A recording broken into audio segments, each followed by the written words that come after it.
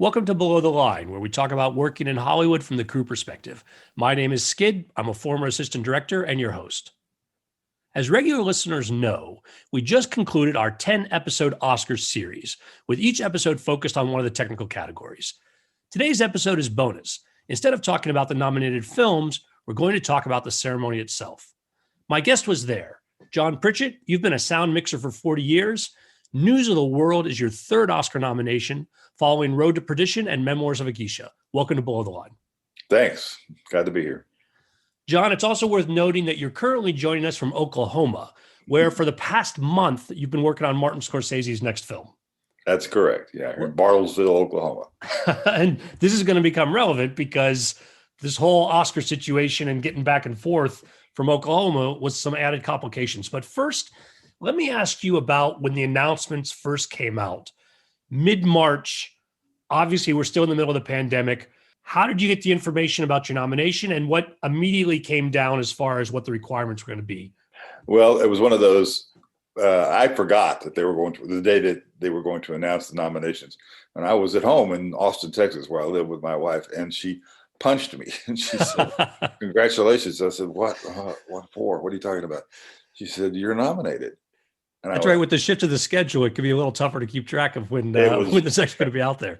Yeah, it was strange. That's today. I forgot that it was today.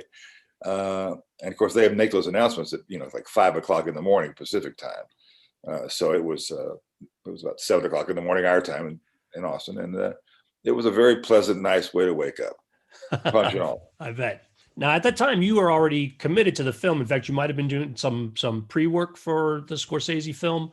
Like that, was that still underway, or did that really start when you got on the ground in Oklahoma? In prepping, in my case, it was very little because all of my equipment has always been packed away in a pods container that I use. It travels wherever I go, and it had been sitting for a long time because, as you know, the industry basically shut down.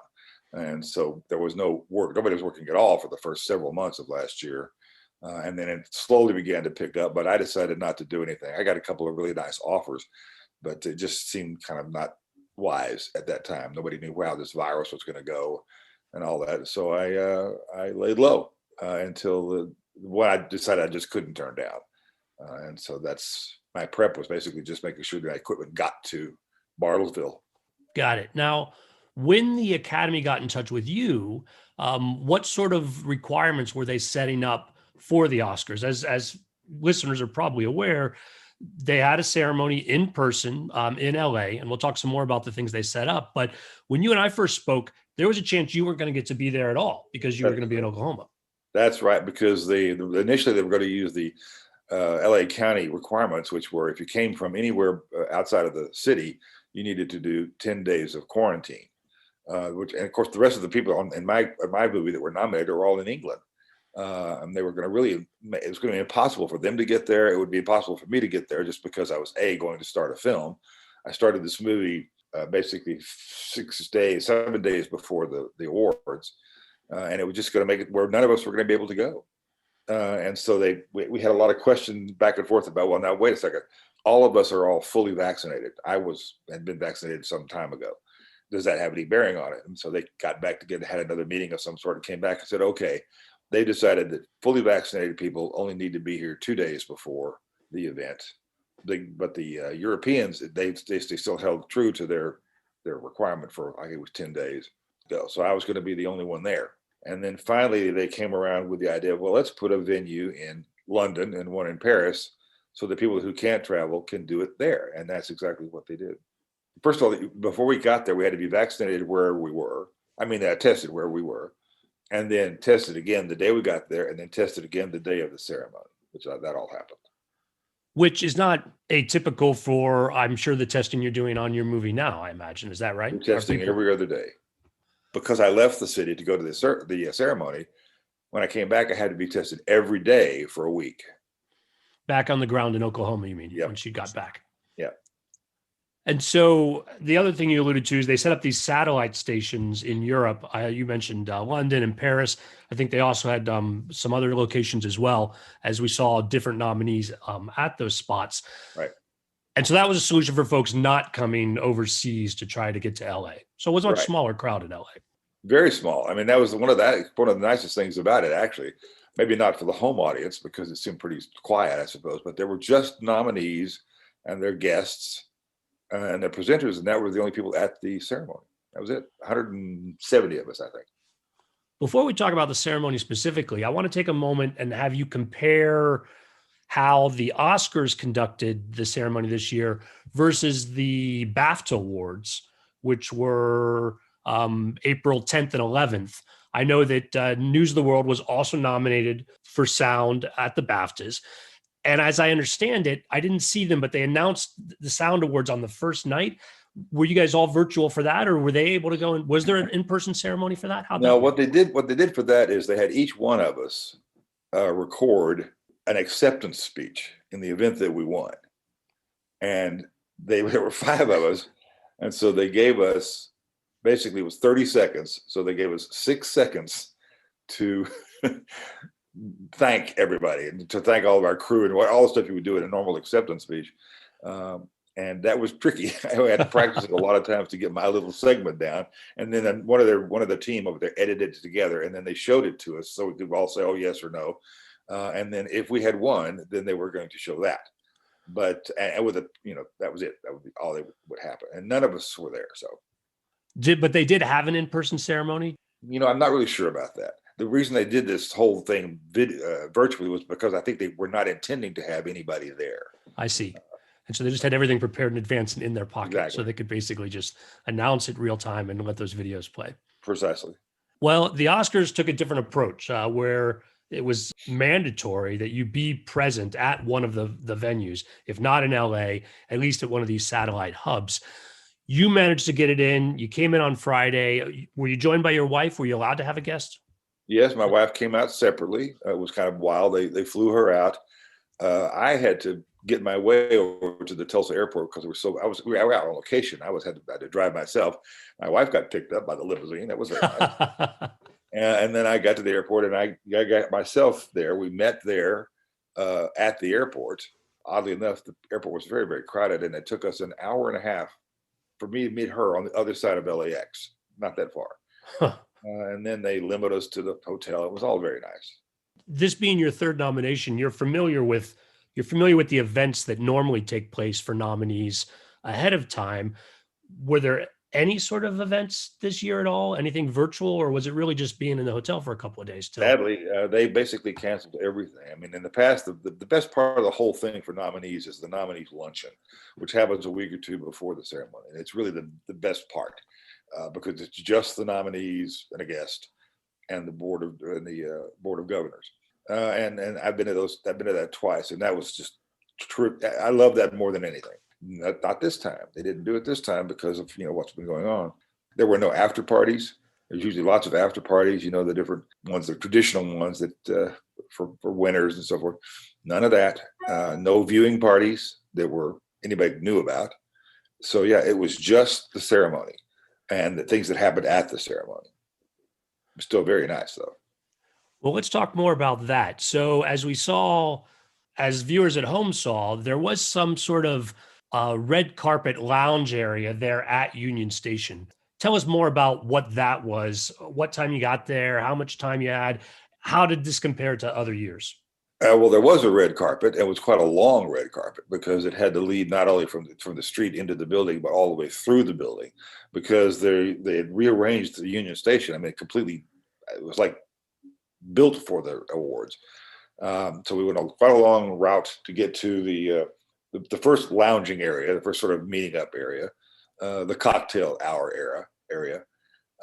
And they transformed, I wish I could show you, they transformed that main terminal part in there to this beautiful flower encrusted, just gorgeous thing they did with it. With the lighting was all wonderful. They had cameras everywhere. They actually had sky cam that was wandering all around the different, could watch anybody wherever they wanted to be. You were always on camera somewhere. Uh-huh. And then when it came time for the ceremony itself, then we were escorted in a group into another area, another waiting part of the station that had been tiered off, 3 tiers. And we had a specific seats and so forth. And again, more little cameras. And that's where the ceremony took place. And it was very small, very intimate. and it was just us. It was kind of reminiscent of the nominees luncheon, as well as I think maybe way back to the very first Academy Awards, where it was just the people involved, nominees and studio heads and so forth. But in this case, it was just us. Also at home, they did a pre-show where they did the musical numbers that had been done ahead of time, and they had some interviews and such. Were you guys watching that on screens around the lounge area, or did you guys miss that altogether? It was available. I couldn't. There were a few monitors in there, but none of us could really tell what was going on, and nobody stopped for it. We didn't even know what was happening, and I was at least completely unaware of it. We were just kind of all talking with each other and doing that sort of thing, and I was a little bit disappointed in that because I actually thought they were going to intersperse that with what we were doing. We weren't told, and so we missed it essentially. Were folks required to wear masks during the cocktail hour, or how did that feel? Everybody was wearing masks for the most part, but they gave you the option. Everybody there had been tested so much that everybody felt pretty confident that we're all okay. And then when they put us into the larger room, what they said basically was when we're on, they were trying to treat it like we were making a movie. And that when the cameras were running, as I said, then you could take your mask off. You must take your mask off, or should. They didn't insist, but you take your mask off. And then when they cut away from that, when they go to commercial break, we all had to put them back on. So that's kind of how they dealt with it. And everybody really did that. People were really conscientious about it. I wonder if you have any insights. Did they put up on the screens when they were doing that walk and talk with Regina King coming into the floor? It's my guess that there was some staged background on that walk rather than other guests, because you all needed to be in your seats when she came in. So I don't think people were wandering around at that time, but tell me if there was a different sense of it there, sort of the being in a movie aspect of staging. There was in it. It was a huge, long Steadicam shot, which traveled all the route of the red carpet. Again, it was all going through where just the setup was, where all the equipment was, where all of the cases were, and it had that feel to it. And I didn't even know where she was. I know Regina. I was looking for her, and then all of a sudden, I see her come in through the doors into the main place where we were. So it was really very nice the way they did it. But it was kind of a surprise. We were all sort of like, where is she? I didn't know where she was. Talking about the seating. So everybody's in there. They've assigned your seats. Who was with you at your table? How did that work out? Or just my wife. Just the two of you? Everybody was basically like that. There were some tables that had 3 or 4 people, but they were kind of like a pod. They were, people who had been together, been working together and so forth a lot. So we were all just pretty separated. And some of the other nominees from your team were at the London satellite location. What kind of communications did you have with them during the ceremony? As I called them on the phone, and we were communicating a little bit with text messages and stuff like that. But no, we didn't really talk. We talked before because we'd already been at 2 other events. We'd already been at the CAS event, and then we'd also been at the Dolby event by Zoom. So we got to really talk to each other. Plus, we talked to each other anyway when we were during the process of making the film. But that was kind of interesting because they were in a much different theater situation than we were, and I never really saw that. Well, you could kind of see them. They had monitors in the room we were in, but it wasn't like it wasn't like a big screen or something that you could really focus in on like you could at the regular Oscars. I see. Now, at the regular Oscars, I also know one of the things they have is seat fillers, so that if you have to go to the bathroom, someone comes, takes your place. I imagine that was not there this time. They made an announcement at the beginning. They said there will be no seat fillers. Your seat as much as you possibly can. And nobody really got up, did anything. That's when they go talk to somebody during a commercial break. In the commercial break, you could probably get up and say hi to somebody. But I don't remember anybody, myself included, that got up to go to the bathroom. What other changes from past years, besides it being more intimate? That's very interesting. You could see everybody in a much smaller venue. There's not a lot of extra guests. What other changes were really noticeable to you? Well, where we were sitting in the main place, there was no food or drink. None of that was available, because therefore there were no servers. There was none of that kind of stuff. They were just trying to keep it to a minimum. And yet the number of people that were there to help organize it, to make it happen, all of the escorts and all of the the PAs and so forth, there was a huge number of people, very large number of people who moved us around and made everything happen. It was very smooth, very, very well done. I talked to Soderbergh after it happened, and just to talk about how amazingly I thought it went. And he was just relieved that it all happened as well as it did. There are a lot of moving pieces in this one, indeed. There were a lot as far as yeah. maintaining the safety. You have a real event, but you really have to stage it in order to keep it safe and, to avoid flubs. Yeah. Were there notable moments in the course of the ceremony, maybe things that we didn't see on TV as far as your experience being there? Well, it's hard for me to say because I'm not exactly sure what people saw on TV. Good point. They had, as I said, the cameras all over the place, the camera operators sort of everywhere, but they also had, right in front of where I was sitting, in fact, on the second tier, they had a little railroad track that ran the entire length of the room, and it had a camera, a remote controlled little camera on it. And so you never knew where it was or who it was looking at. In fact, I didn't know when it got to my award, I didn't realize that it was right here behind me, looking at me. And I was supposed to be looking at it, and I was looking the wrong way. Because the cameras, they made the nice thing is they made a big point of focusing on all of the nominees. In our case, there were five movies nominated, and each person that was there had a camera on them, as it did in England. That's never happened before. So it was nice. I wish they'd told me. It was fun to see it next day when friends of mine had taken photographs of the screen on their television sets and say, "Hey, isn't that you?" And my name is under there, and that was kind of cool. I know there was a lot of talk online, the Twitterverse, if you will, about the reordering of the event to do Best Actress and Best Actor after Best Picture. A lot of people were really angry about it. I'm wondering if there was any feeling of awkwardness there in the room, or is there just a different energy there and it's largely outside where there's people were waving their hands around? What they did was a large group, about the first group of us, which were basically the first 8 or 9 awards. We were sitting in the main presentation area. Then at the break, we all left and went into the larger fun room, if you will, and they brought in the second group and filled the same seats. So there were two basically large groups of us. So we weren't always in there together. And so the last awards, I was out there having fun with all the other people, eating Wolfgang Puck's food and cocktails and so forth. And there were screens, and people were really interested in seeing the last few awards, particularly Best Picture. I didn't know that they were going to give the Best Actor award last. I knew when I found out, I knew why. Of course, they fully expected Chadwick Boseman to win, and there was a bit of a murmur when that didn't happen. And of course, people at home said it was a very awkward moment. I didn't feel it there because we were kind of having too much fun. Well, and that's something I wasn't aware of, that it wasn't all the nominees on that 3-tiered set at the same time. It was the early awards were all seated, and then they switched you out. That's interesting. About half of us were there. Altogether, I think there were 170 nominees, and so 170 plus a guest. I mean, half of it were in there at any one time. When we left out into the larger room, it seemed like the crowd was bigger, but it actually wasn't. And then at the very end, those people that were in the main room did come out. So there was a moment in there when most of us were there after the ceremony was over. It went on for a little while. What you call the party area, where there was food and drink and more socializing. Very much so. And the people, by and large, didn't wear their masks in there.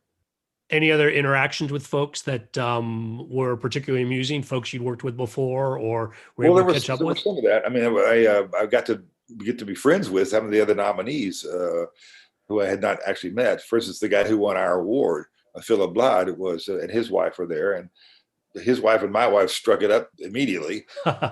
And so, we had a lot of that socializing, and a lot of the other sound people were attracted to each other, like that happens even on the regular movie set.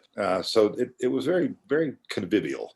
I got a kick out of talking to some people, and also being able to talk to some people that I got a moment to say, "Oh, you remember that movie we did," and that sort of thing. There was a bit of that too.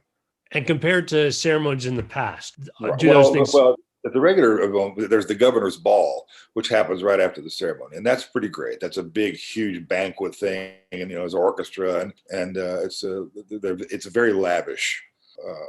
And then again, they seat you at tables. I'm not sure how they pick who sits where, but they do pick it.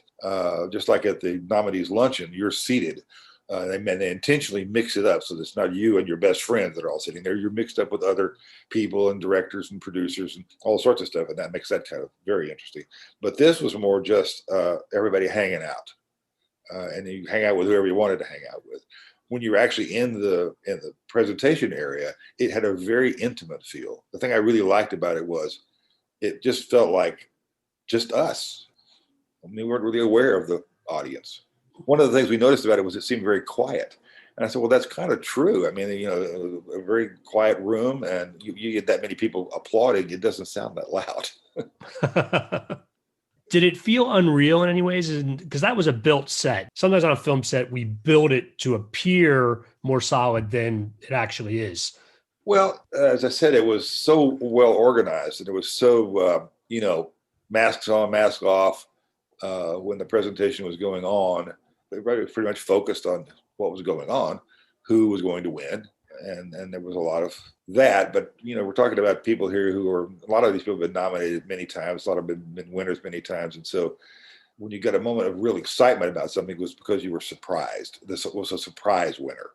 Other than that, I think it felt, to me, it felt more like a really nice gathering of people who had something really powerful in common. Maybe like an AA meeting. It was, and all in all, just for those of us who were there, it felt really nice. I think the people at home got a whole different sense of it. If you read the reviews and so on and so forth, because they were expecting something else, maybe they wanted to somehow to feel like the regular Oscars, which it didn't. It couldn't. I mean, you're talking about a Dolby Theater holds 600 or 800 people, and it can be very loud and all that. And you feel really, you're a very insignificant part of it. It felt in this situation like everybody there was important. I think everybody felt like this is special. Yeah, it's because it's like a little small club. That's nice. That is something that would be different than the normal event. We mentioned no governor's ball this year. Do you and your wife do any post-ceremony celebrating on your own? We both had to get on a flight. That's the bad thing about this is the third time, and the third time I've been nominated, and I was working. I was each time I'd been on a job. The last time before that, I literally got on a plane Saturday morning, flew in, did the Saturday night just hanging out kind of a thing. There's usually a party. There was a nice party after Geisha at the head of the studio's home, which was pretty amazing. And then there was the ceremony, and then governor's ball, run, go to bed, get up and fly back home. If I lived in LA, it would have been a different story, but we don't. And I was always, as this time, I was working. So our celebration was, I think we had a late night snack or something before, and then made ourselves get up and go to the airport. You could get back to work there in Oklahoma. Yeah, we had a driver, of course, and the thing was going back. We were both leaving at about the same time, so we dropped my wife off at Delta and then took me around to American.